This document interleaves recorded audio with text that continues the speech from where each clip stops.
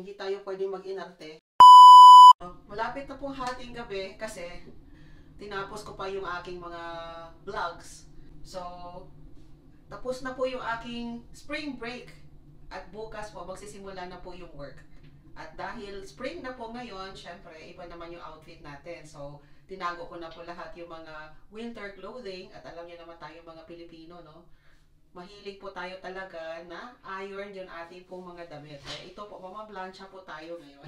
Kaya tingnan nyo, ang dami kong ipaplansya. Tingnan nyo naman po, ang dami-dami. So, tingin ko hindi ko ito matatapos eh. So, pipili na lang tayo kung ano yung isusuot natin bukas. Siguro itong, ano ba ito? Ito siguro, no? Blue.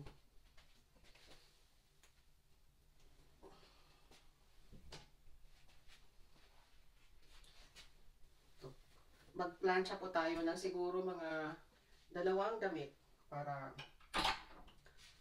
or 3.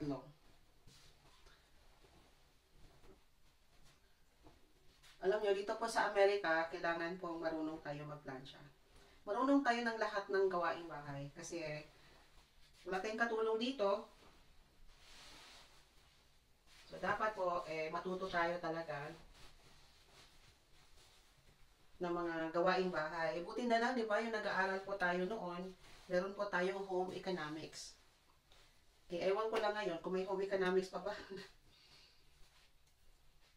So ito po may ano po, yung para itong ano, yung, di ba dati po uso po yung nilalagyan po ng almirol. Alam niyo po yun? Yung kasaba, almirol. Ayan, yan po siya. So, at least naka-prepare na siya, ano. Para talagang, maganda yung pagka-plansya.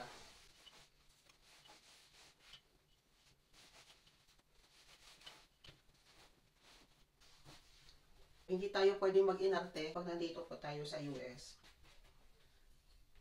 Kasi, wala pong tutulong sa atin dito.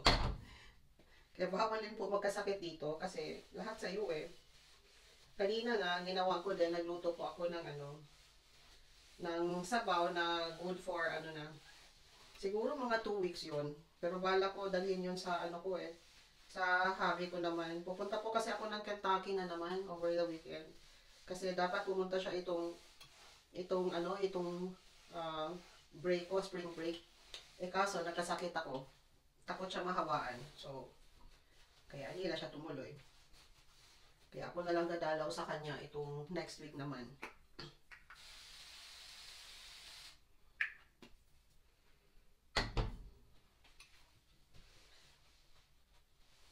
Tapos yung anak ko din, yung anak kong lalaki, yun din yung katuwang ko dito.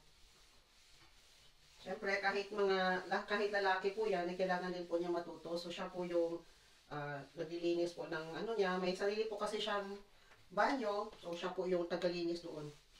Pero alam niyo naman yung mga lalaki, kailangan talagang pupukin para linisin, no? Yung kanila po mga areas.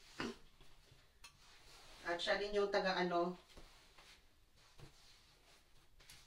siya yung water naman ng aking po mga halaman.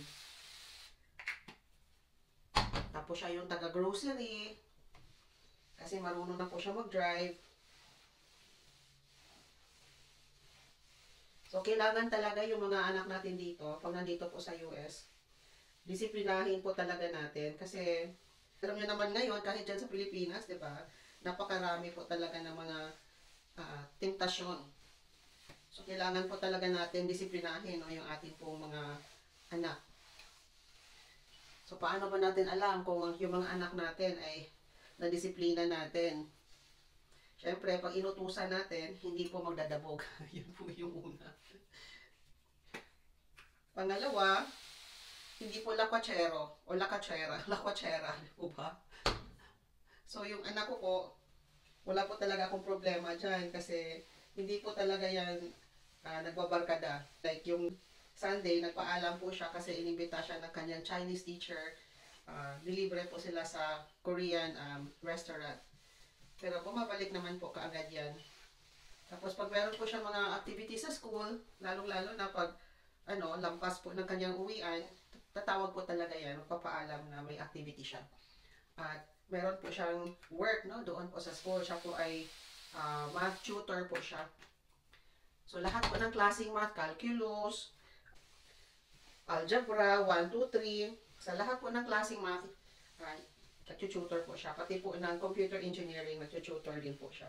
Kasi na po siya ngayon senior na po siya, and natanggap po siya ng 5-year accelerated master's program. So, di ba ang master's program po kasi supposedly makukuha lang po yan, di ba, after graduation, tapos 2 years.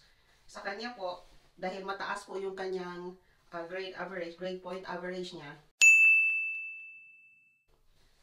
8A student po kasi siya, so tinanggap po siya sa accelerated master's program. So, ngayon, kahit 4th year po siya, meron po siyang mga subjects na masteral.